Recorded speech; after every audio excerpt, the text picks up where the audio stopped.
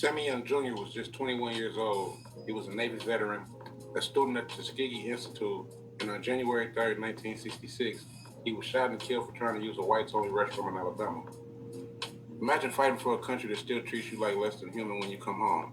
His death sparked outrage across the South, but his name, it was still forgotten by too many. September 15, 1963, a bomb planted by the Ku Klux Klan exploded on 16th Street Baptist Church in Birmingham.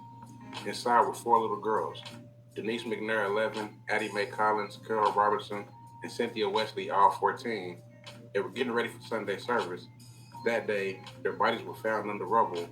They became martyrs of the movement, but their murderers walked free for years.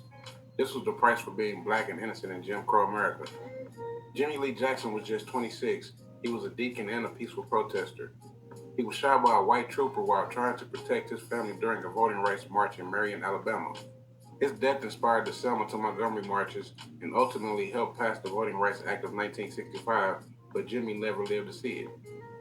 In 1955, Lamar Smith, a World War I veteran, was helping black folks vote in Mississippi. In broad daylight, courthouse steps, he was shot and left to bleed out in front of dozens of white witnesses. But no one was ever arrested because white silence is just as deadly as white violence.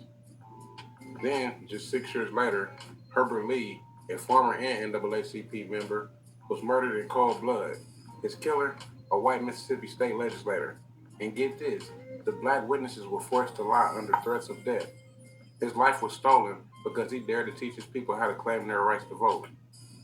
In 1966, the KKK shot Ben Chester White, a 67-year-old groundskeeper, 18 times in Natchez, Mississippi. Why?